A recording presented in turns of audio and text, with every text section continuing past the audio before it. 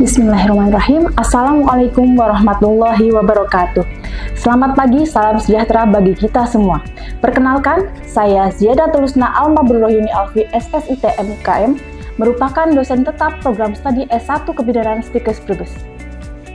Tujuan pembuatan video kali ini adalah untuk melengkapi persyaratan dalam pengajuan sertifikasi dosen 2025, yaitu pernyataan diri dosen dalam unjuk kerja Tridharma Perguruan Tinggi atau PDD UKT PT dalam bidang pengajaran. Pada kesempatan kali ini, saya akan menjelaskan mata kuliah yang saya ampuh, yaitu asuhan kebidanan pada persalinan dan bayi baru lahir dengan metode Delivery Interaction Assessment. Delivery yaitu penyampaian materi yang sistematis dan menarik. Interaction dengan metode diskusi studies kasus, role play, umpan balik dua arah, dan assessment, evaluasi formatif dan sumatif seperti tugas individu dan kelompok, UTS, UAS, serta penilaian performa dalam praktik laboratorium. Kemudian, saya akan menjelaskan rencana pembelajaran semester mata kuliah asuhan kebidanan pada persalinan dan bayi baru lahir dengan kode mata kuliah SBD310. Mata kuliah asuhan kebidanan pada persalinan dan BBL merupakan mata kuliah wajib pada semester 5 di Prodi S1 Kebidanan Stikes Brebes. Bobot mata kuliah ini sebesar 7 SKS yang terdiri dari 5 SKS teori dan 2 SKS praktek. Ditempuh selama 1 semester. Pembelajaran dilakukan selama 16 minggu efektif, di mana 7 minggu ditempuh sebelum UTS, 1 minggu UTS, 7 minggu sebelum UAS, dan 1 minggu UAS.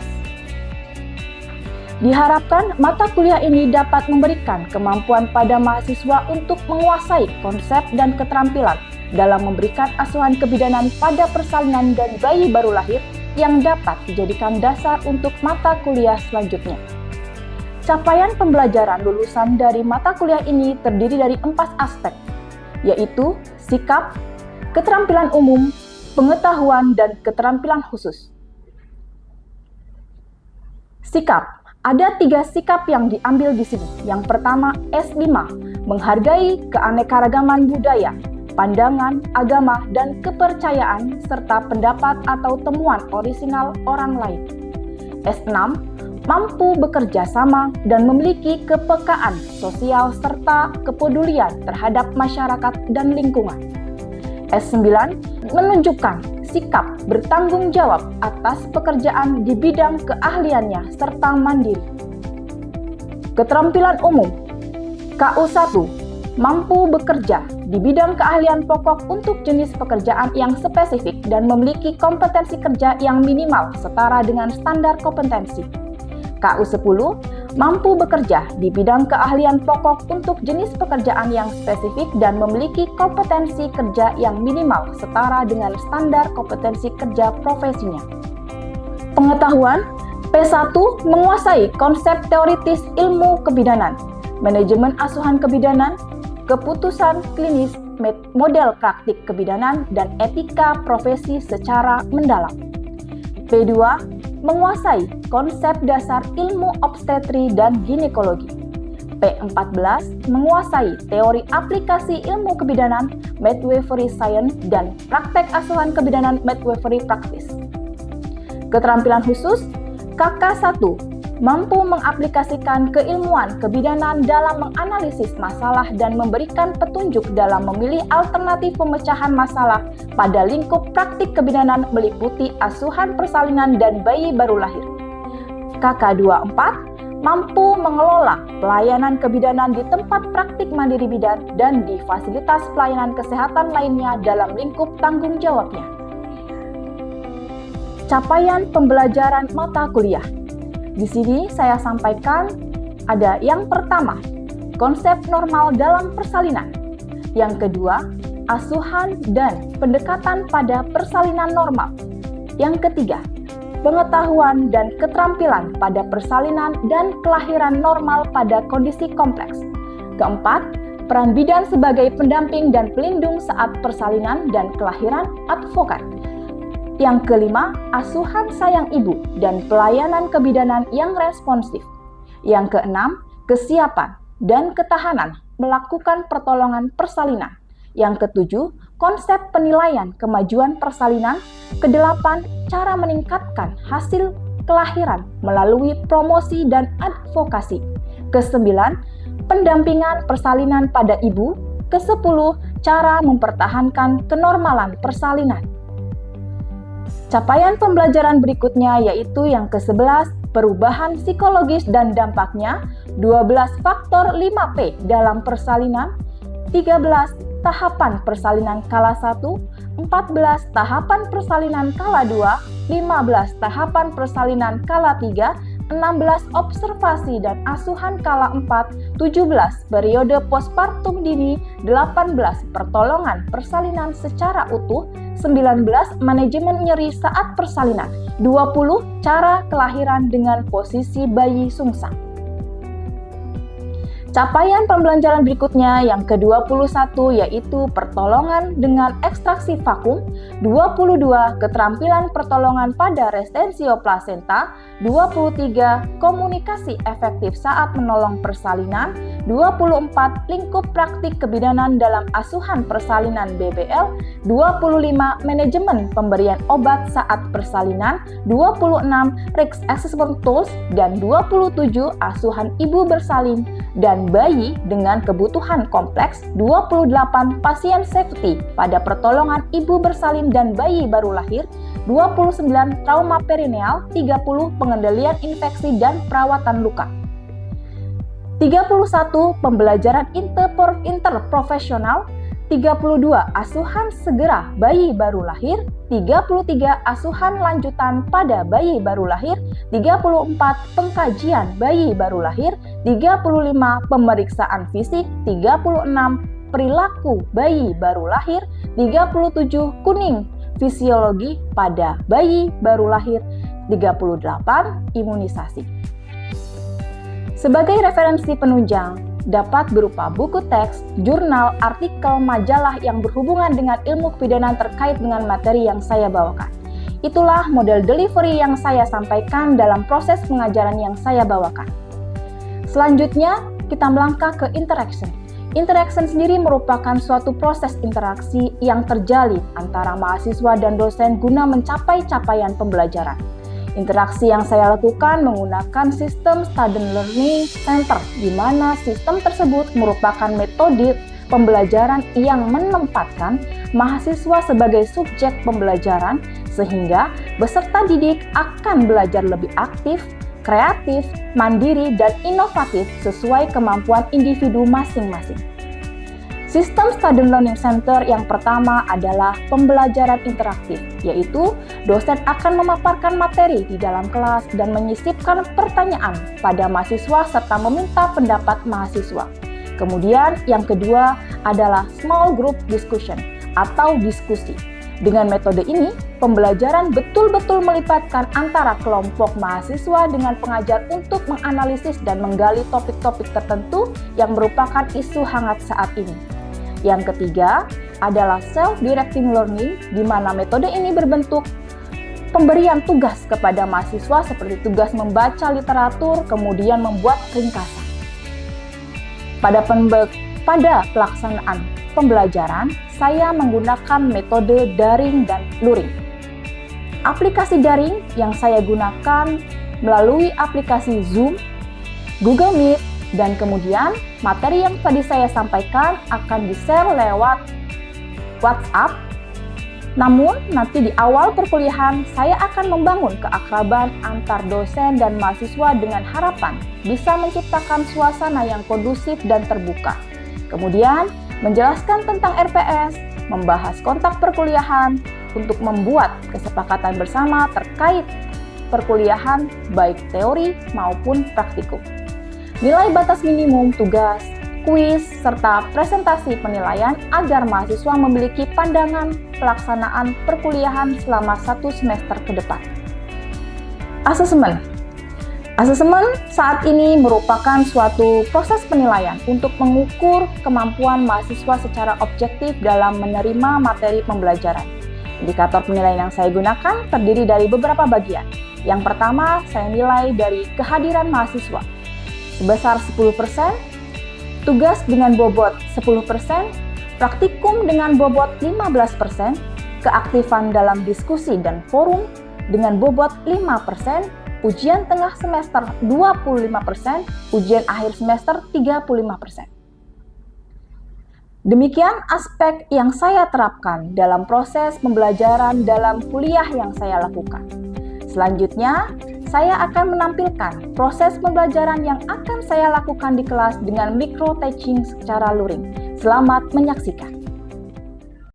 Bismillahirrahmanirrahim. Assalamualaikum warahmatullahi wabarakatuh.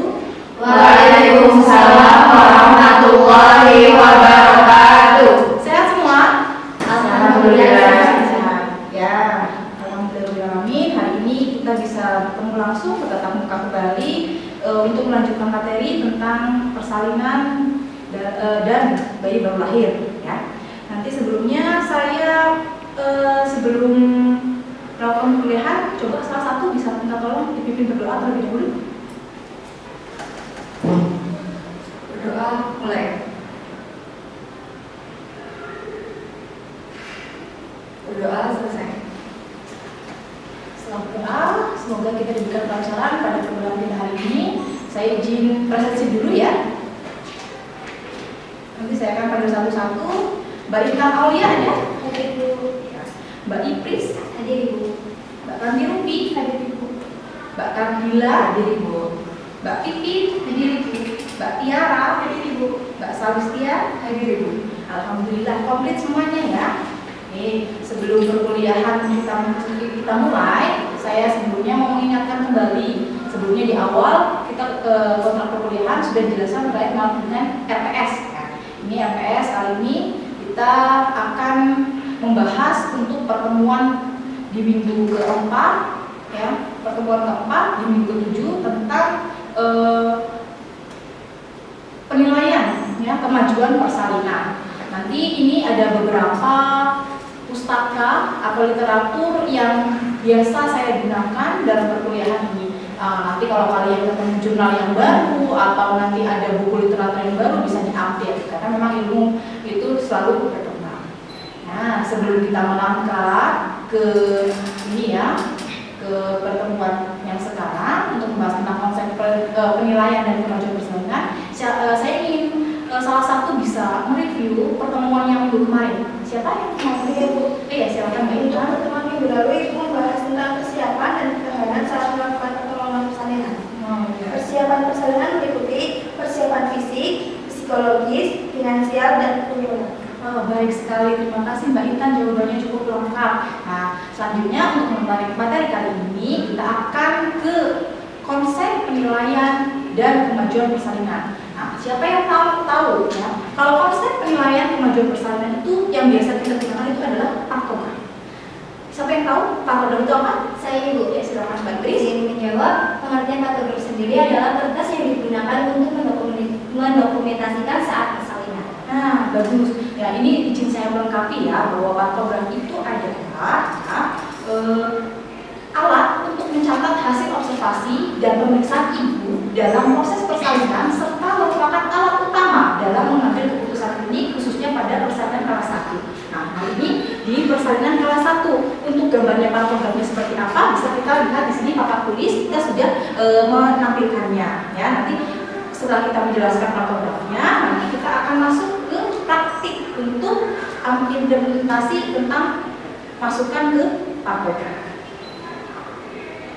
Apa sih kegunaan pantograf? Di sini pantograf kan isinya diagram-diagram seperti ini ya. Gunanya adalah untuk mencatat hasil observasi dan kemajuan persalinan dengan memeriksa pembukaan serviks berdasarkan pemeriksaan dalam. Jadi nanti kita menggunakan dua tangan kita untuk masuk, mengecek berapa pembukaannya, gitu ya. Kemudian mendeteksi apakah proses persalinan berjalan secara normal. Dengan demikian dapat mendeteksi secara dini kemungkinan terjadinya pakus lama. Ada nanti yang bisa membedakan. Di sini ada dua garis, ada waspada dan bertindak. Nanti untuk selama masih aman jika pembukaan itu masih sejalan selurus dengan garis waspada. Tapi kalau sudah melenceng ke garis bertindak, maka itu kita harus melakukan apa?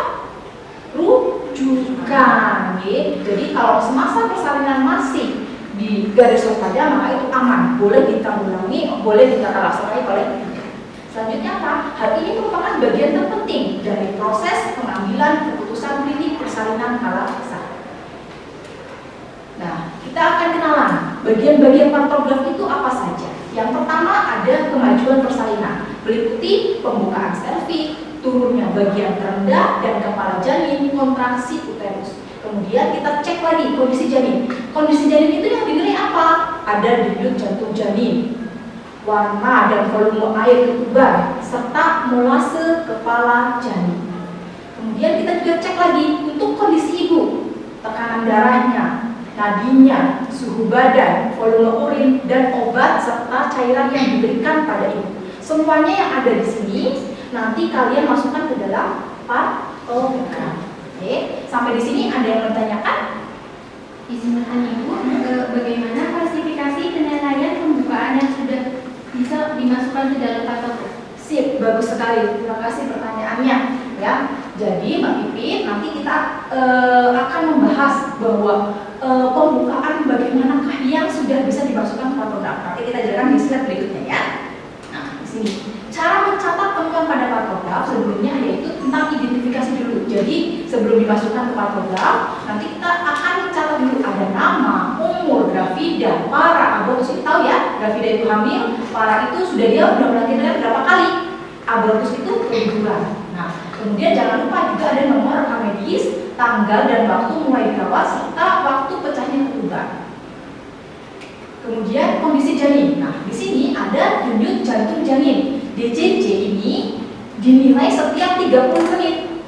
Karena kalau lebih sering itu lebih bagus bisa mendeteksi secara dini adanya gawat janin. Ya.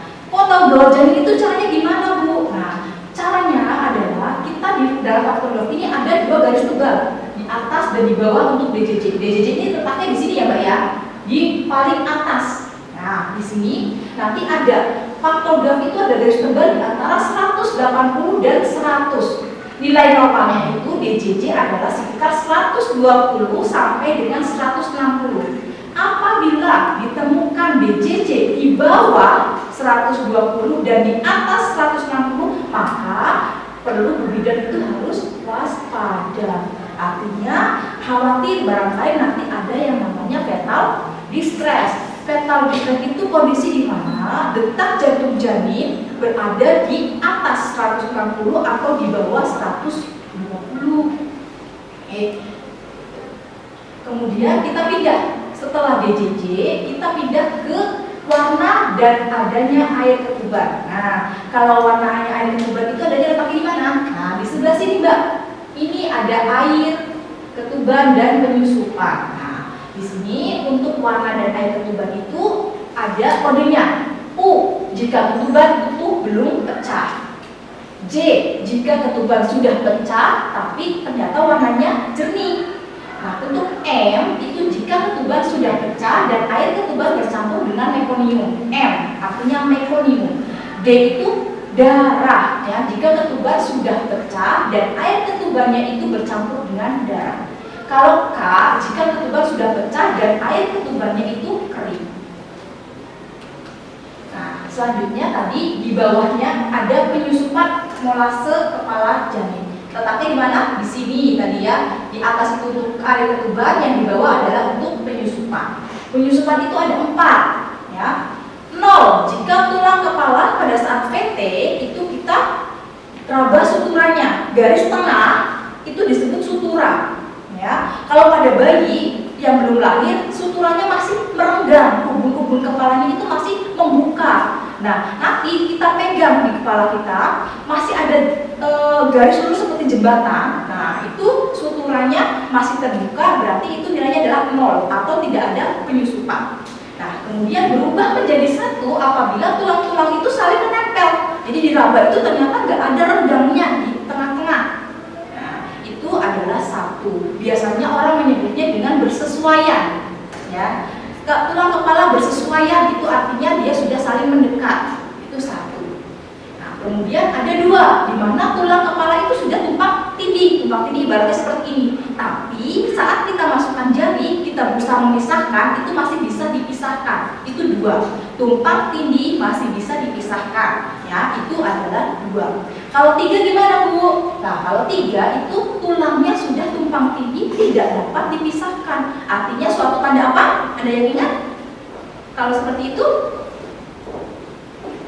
ya, artinya adalah CPD atau cephalopelvic disproportion. Artinya itu mungkin ada ketidaksesuaian, bisa kepalanya yang lebih besar daripada jalan lahir atau jalan aslinya yang lebih kecil dari kepala bayi. Ya, namanya apa tadi? CPD. Selanjutnya ada kontraksi uterus. Letaknya gimana kontraksi uterus? Kontraksi uterus itu ada di sebelah sini, ya. Ada di sebelah sini. Nah, untuk tanda-tandanya, yang pertama itu adalah titik-titik di kotak-kotak sesuai untuk menyatakan kontraksi yang lamanya kurang dari 20 detik. Kalau yang garis arsir itu adalah kontraksi yang lamanya 20 sampai dengan 40 detik. Kalau blok atau arsirnya penuh, nah di sini lebih dari 40 detik. Diingat, 20 kurang dari 20 berarti kotak-kotak titik-titik. Kalau arsir itu berarti adalah 20 sampai 40 detik. Kalau blok itu lebih dari 40 detik. Nah, ini untuk kemajuan persalinan.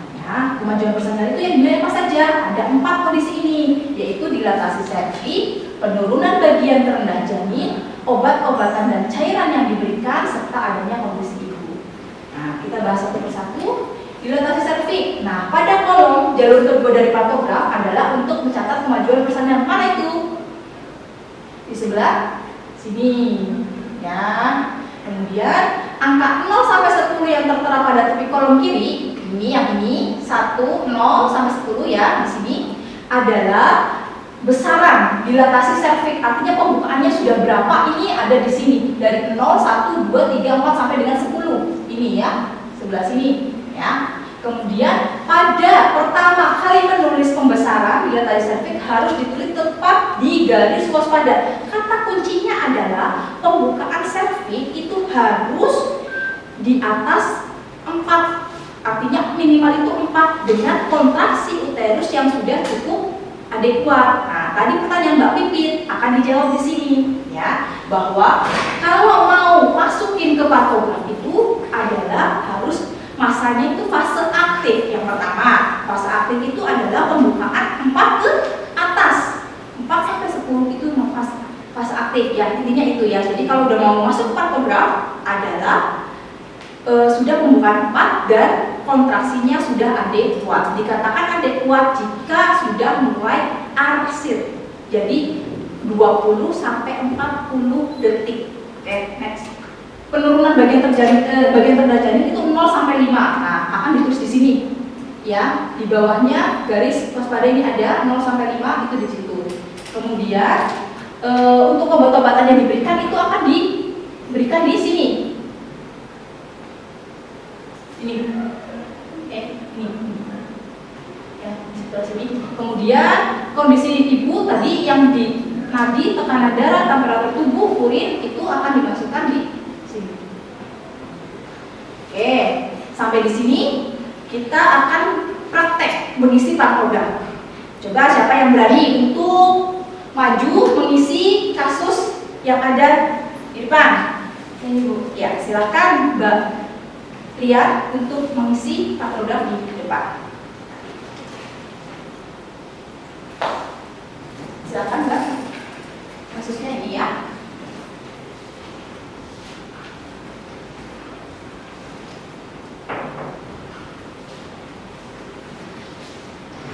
Ya, silakan diisi identitasnya dulu. Kalau dalam ujian biasanya satu stase itu 10 menit. Jadi kalau mengisi pantograf diusahakan maksimal itu 10 menit. Tapi ini yang kita pelajari adalah bagian depannya dulu ya. Minggu depan kita akan mempelajari isian bagian belakang pantografnya.